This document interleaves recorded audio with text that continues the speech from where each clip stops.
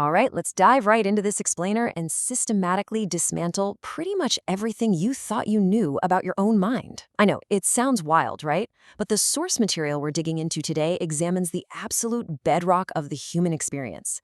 We're talking about free will. It's a concept that touches literally everything we value, from law and politics to our relationships and even our own personal sense of achievement. So I want you to really think about your morning routine for a second. Maybe you grabbed a cup of coffee to start the day. Why not tea? You probably feel like you made a completely conscious choice, right? You wanted coffee, so you were free to have it. But we're going to see why the author of our source text argues you actually had zero say in the matter. The argument here is that the intention to do one thing over another doesn't actually originate in your conscious mind. It just sort of appears there. In his highly provocative book, Free Will, which is exactly what we're unpacking in this explainer, neuroscientist and philosopher Sam Harris makes a huge claim. He argues that our wills are simply not of our own making. He asserts that the hard facts tell us free will is just a complete illusion. And honestly, as we'll see, this realization changes absolutely everything. It challenges how we view those morning routines, how we judge success, and crucially, how we structure the entire criminal justice system. Section 1, Unconscious Neuroscience. Let's look at the science and see how this builds, because the data really starts to shatter that illusion of conscious choice. Take the foundational work of physiologist Benjamin Libet. He famously hooked people up to an EEG to monitor their brain activity and found something crazy.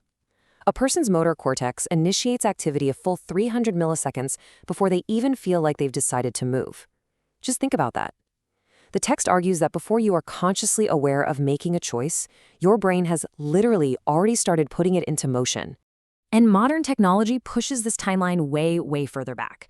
Using functional MRI scans, scientists asked subjects to press one of two buttons while watching a screen. And get this, researchers could literally see the brain regions deciding which button the person would press up to 7 to 10 seconds before the subject was consciously aware of making the decision themselves. So, during the exact time when you subjectively feel like you have complete freedom to choose, your brain has already determined what you're going to do.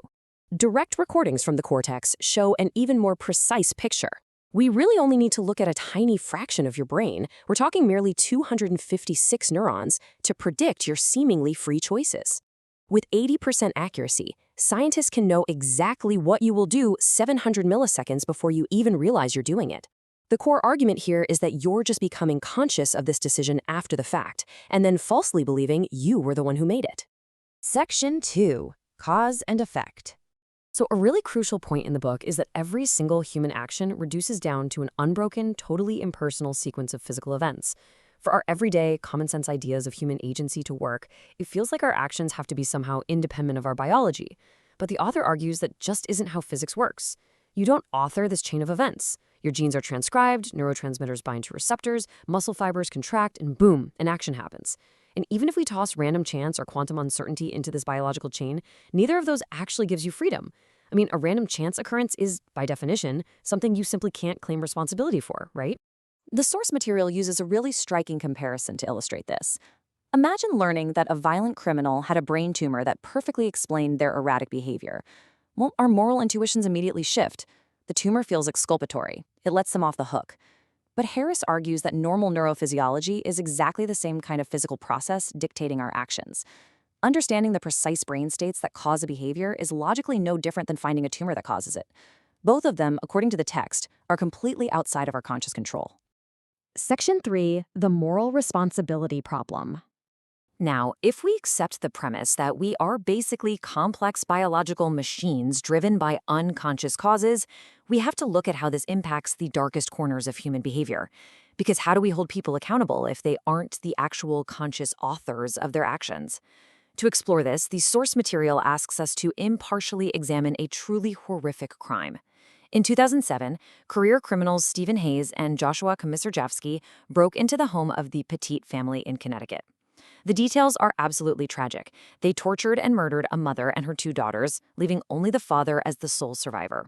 Our totally natural instinct is to view these men as monsters who should be held entirely 100% morally responsible. But Harris asks his readers to look a little closer at the background causes. Hayes, for example, has shown signs of remorse and even attempted suicide. Komisarjevsky suffered severe child abuse, had documented psychological damage, and recognized his own brain was just different.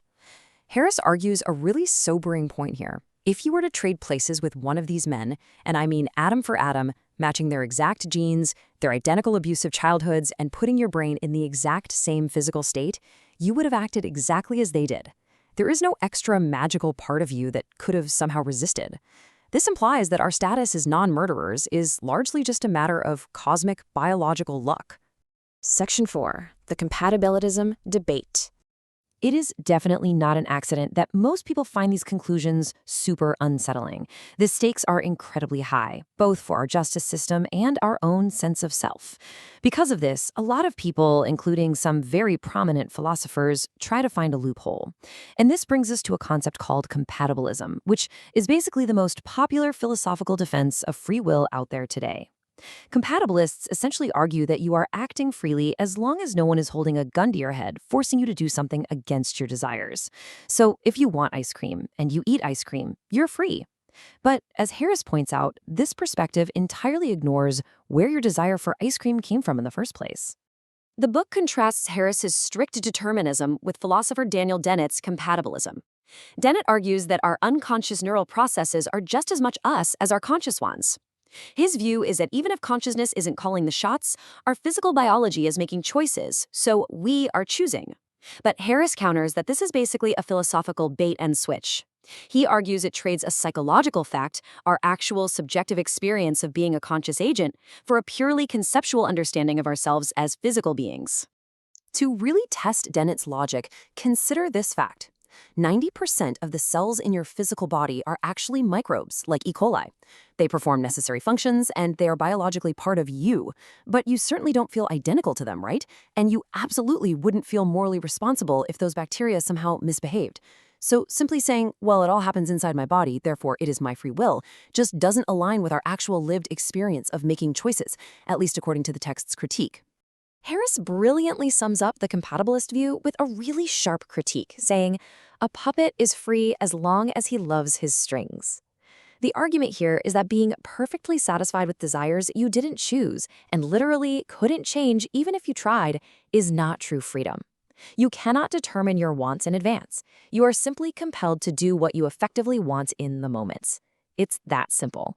Furthermore, psychological studies consistently show that human beings will readily invent reasons for actions they had absolutely no causal influence over.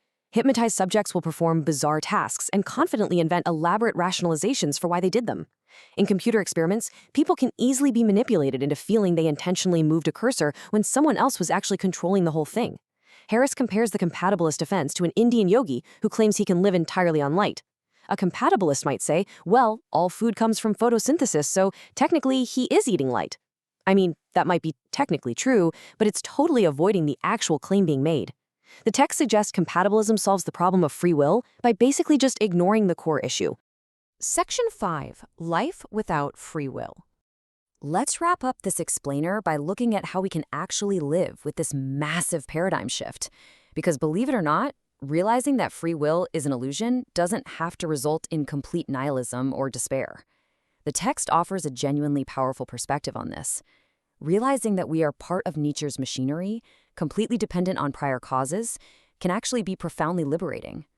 According to the author, giving up this illusion can make us way more compassionate, way less self-absorbed, and deeply connected to the universe. We can view the failures of others and even our own failures with so much more understanding, recognizing the immense, undeniable role of background causes and pure luck. I want to leave you with a quick exercise to try right now. Pay really close attention to your own mind. Just wait for your next thought to mysteriously appear out of the darkness. Notice how you didn't choose it, it simply arrived on its own. And ask yourself, if you didn't author that thought before it appeared in your consciousness, who really put it there?